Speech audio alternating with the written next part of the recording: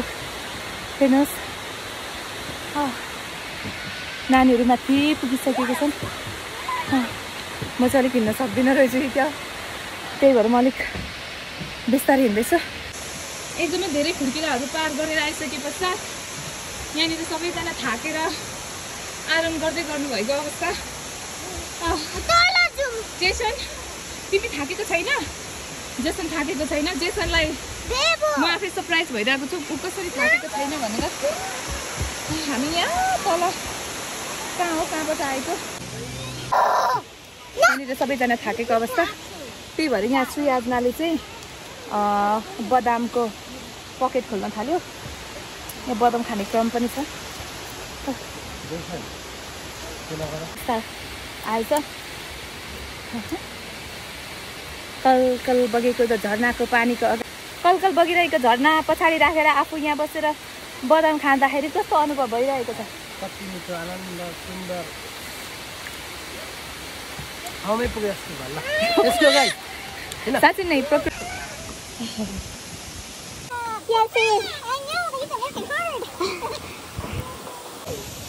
Finally त्यत्रो धेरै भिड पार गरेर हामी त्यो झरनाको मुहानमा आइपुगेको छौँ ओके यहाँ माथि आउँदा त यस्तो भयो र त एकदम सम्म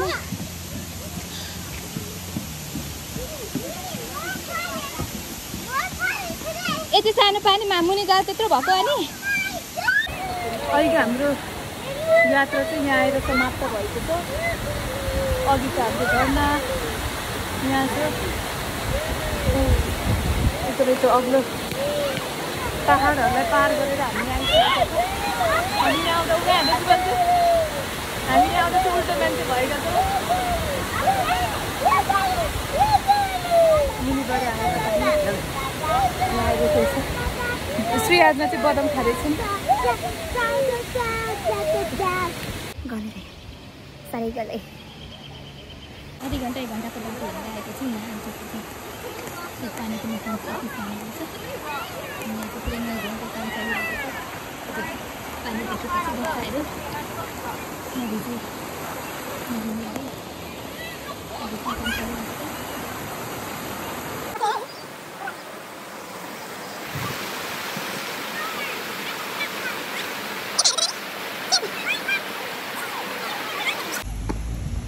लु जम्प गर्नु त जेसन जस्तै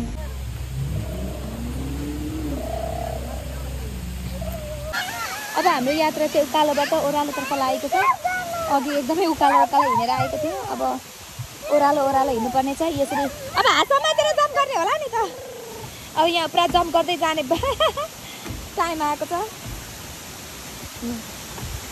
ओइ लड्छ कुद्नु हुँदैन किन खेलाखेल गर्छ न लडिन्छ है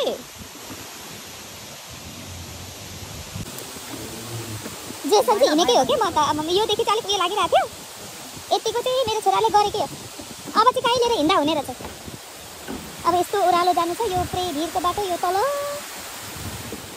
जानु छ ओह्रालो झर्नु पर्ने छ कि यहाँबाट त्यसो एकदमै पहाड एकदमै भित्ता यस्तो भित्तालाई खनेर बाटो बनाइएको छ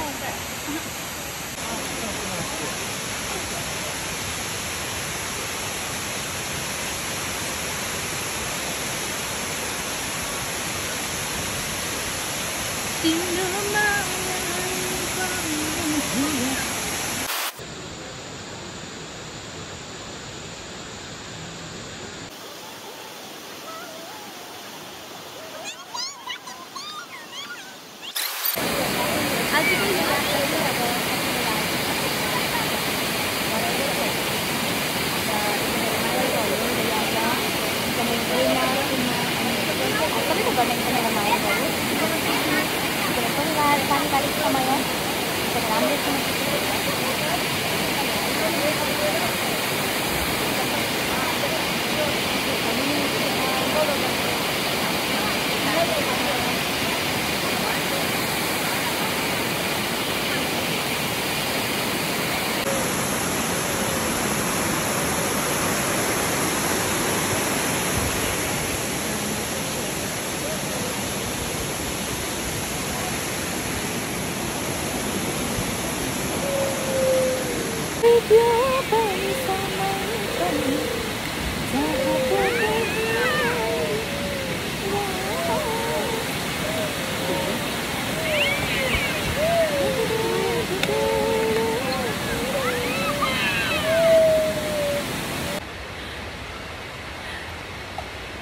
धेरै खुट्टा दुखिसक्यो जिन्दगीको यात्रा गर्ने क्रममा यहाँनिर पुरै खुट्टा थाता गलेर कहाँ बस्नु जस्तो भयो। मेरो छोरा त बाबाको काँधमाथि बस्न पाछ। कति आनन्दको जिन्दगी। कुद्दै पनि छन्, म मात्र रहेछु यहाँ नसक्ने भन्ने कुरा भयो। मेरो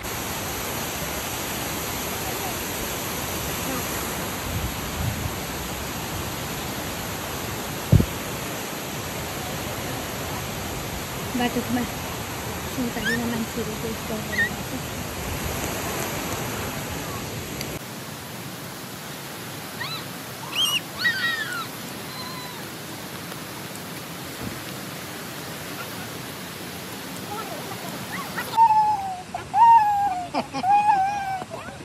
Jason, how are you feeling? कस्तो हुँदैछ? यता हेर, चिज गर्छु। एकदम उकालो हिँड्दैछौँ हामी। उकालो हिँड्दा राति जस्तो भयो।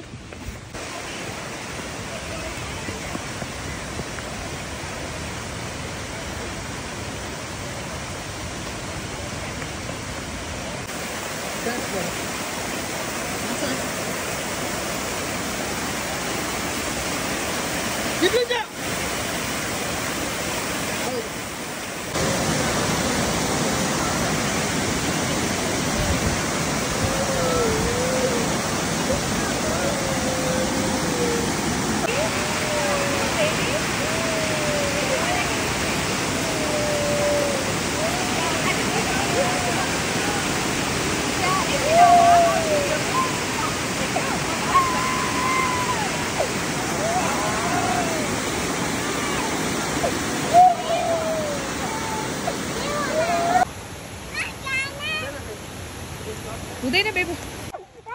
यहाँ चाहिँ जेसन रोइरहेको छ, एकदम रुँदै हिँड्दै रहेछ।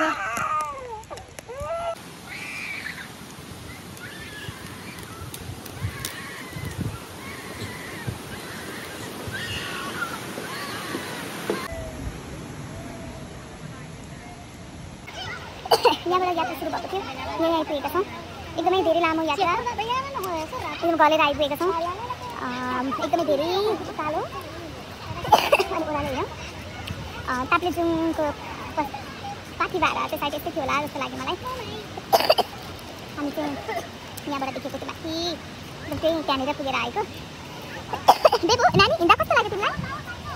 त्यसो नजिक हामी चाहिँ एकदमै लामो यात्रा गरेर आएका छौँ। म मेरो छोरीहरूलाई सोध्न चाहन्छु, छोरी कस्तो लाग्यो तिमीलाई आजको hiking? You feeling bad? Why? खुट्टा दुख्यो अरे। म जेसनलाई सोध्न चाहन्छु, जेसन अनि जेसनको बाबालाई। आजको यात्रा कस्तो लाग्यो तपाईँहरूलाई? जेसन भनिदेऊ। जेसनको बाबालाई कस्तो लाग्यो?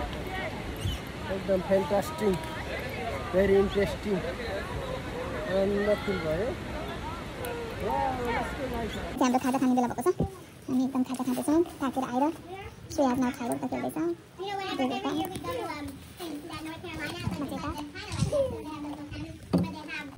अब चाहिँ हामी घरतर्फ लाग्दैछौँ। आजको हाम्रो यात्रा यहीँ समाप्त भएको छ र हाम्रो छोराछोरीहरू यहाँ एकदम थाकेर बसेको छन्। आजको यात्रा अबको हामी 52 मिनटमा चाहिँ हामी घर पुग्नेछौँ।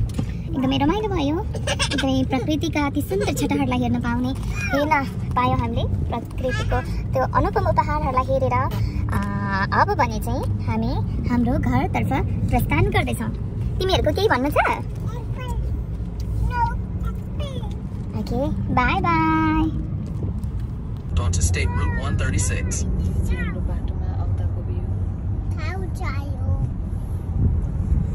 बारीहरू यस्तो छ।